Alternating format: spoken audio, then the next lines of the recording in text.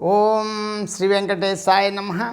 मैं professor SVSS Narayan Raju YouTube channel में आप सबका मैं स्वागत करता हूँ। भक्ति काल के प्रमुख कवि श्री तुलसीदास जी द्वारा विरचित श्री रामचरितमानस के लंका कांड से संबंधित आज मैं और एक पद की व्याख्या अब करने जा रहा हूँ। अब तक क्या हुआ, अंगद के साथ जो अनुभव हुआ और उनके साथ जो पराजय या पराभव हुआ, अब अत्यंत उदास होकर रावण घर पहुंच गए। तो घर में मंदोदरी ने क्या क्या कहा और आगे इन सब चीज़ों के बारे में गोस्वामी तुलसीदास जी के शब्दों में सबसे पहले पद देखेंगे, पद के साथ साथ पद की व्याख्या भी देखेंगे। कंत समझ मन तजह कुमति ही, सोहु न समर तुम ही रघुपति ही। रामानुज लघु रेक कछाई, सोव नहीं ना घेहु असि मनुसाई।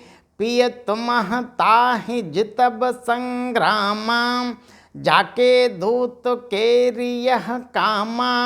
कौतुक सिंध नागि तव लंका, आयव कपि के हरि असंखा। रखवारे हति विपिन बुझारा, देखत तो ही अच्युते ही मारा। जारी सकल पुर किन्हे सिछारा, कहाँ रहा बल गर्भ तुम्हारा। अब पति मृषा गाल जनि मारहु, मोर कहाँ कछु हृदय विचारहु। पति रघुपति ही नृपति जनि मानहु, अग जगन्नाथ अतुल बल जानहु। भान प्रताप जान मारीचा, तासु कहा नहीं माने ही नीचा। जनक सभा अगनति भूपाला, रहे तुम हव बल अतुल विशाला। भंज धनुष जानकी बियाही, तब संग्राम जिते हो किन ताही। सुरपति सुत जानई बल थोरा, राका जीवत हाकी गह फोरा। सुपनका कई गति तुम देखी, तदपि हृदय नहीं लाज विशेषी। बदि विराद कर दोष नहीं लीला, हत्यो कबंद बाली एक सर मार्यो। तेहि जानो दस कंद। अब देखिए यहाँ मंदोदरी के माध्यम से तुलसीदास रावण की जो घमंड है, जो बल हैं, अपने आप को जो बलशाली समझते हैं, अनेक ऐसे उदाहरण बता रहे कि रावण का बल कहाँ कहाँ काम नहीं आया है। अब देखिए, कंत समझ मन तजहु कुमति, सोहुना समर तुम ही रघुपति ही। रामानुज लघु रेक कछाई, सोव नहीं नागेहु असि मनुसाई। देखिए, हे कांत, हे पति, मन में ऐसे विचार कर आप इस कुबुद्धि को छोड़ दीजिए, क्योंकि गलत जो है कर रहे हैं इसको तो छोड़ दीजिए। आपसे और श्री रघुनाथ जी से योद्धा शोभा नहीं देता है। क्यों? उनके छोटे भाई ने एक जरा सी रेखा खींच दी थी, उससे भी आप नहीं लांघ सके। ऐसा तो आपका पुरुषत्व है। देखिए, अब रावण की इतना ठोंट मार रही है, लक्ष्मण जी ने एक ऐसी रेखा खींच लिया तो आप पार नहीं कर पाए हैं। आप कितने योद्धा हैं। पिय तुम ताहि जितब संग्रामा, जाके दूत केर यह कामा। कौतुक सिंध नागि तव लंका, भयव कपि के हरि असंका। हे प्रीतम, हे रावण जी, आप उन्हें संग्राम में जीत पाएंगे जिनके दूत का ऐसा काम है, केल से ही समुद्र लांघ कर वो वानरों में सिंह हनुमान आपकी लंका में निर्भय चला आया। रखवारे हत्ती विपिन उजारा, देखत तो ही अच्युते ही मारा। जारी सकल पुर किन्हे सिचारा, कहाँ रहा बल गर्भ तुम्हारा। देखिए हनुमान जी आना ही नहीं, क्या किया, रखवालों को मारकर उसने अशोक वन को उजाड़ डाला। आपके देखते देखते ही उसने अक्षय कुमार को मार डाला और संपूर्ण नगर को जलाकर राख कर दिया। उस समय आपके बल का गर्व कहाँ चला गया था। अब पति मृषा गाल जनि मारहु, मोर कहाँ कछु हृदय विचारहु, पति रघुपति ही नृपति जनि मानहु, अग जगन्नाथ अतुल अतुल बल जान। अब हे स्वामी देखिए, अब अनावश्यक व्यर्थ या झूठ गाल ना मारिए, ऐसे डिंग ना हाँकिए, क्योंकि मेरे कहने पर हृदय में कुछ विचार कीजिए। हे पति, आप श्री रघुनाथ जी को मतलब ऐसा समझ रहे हैं कि एक राजा समझ रहे हैं, एक गलत हैं, बल्कि अग जगन्नाथ मतलब इस संपूर्ण चराचर जगत के स्वामी श्रीमन नारायण है। और अतुलनीय बलवान जानिए, बान प्रताप जान मारीचा, तास कहाँ नहीं माने ही नीचा, जनक सभा अगनति भूपाला, रहे तुम हवु बल अतुल विशाला। देखिए श्री रामचंद्र जी के एक बाण का प्रताप तो नीच मारीच भी जानता था, परंतु आपने उसका कहना भी नहीं माना। जनक की सभा में अगणित राजा गण थे, वहाँ विशाल और अतुलनीय बल वाले आप भी थे।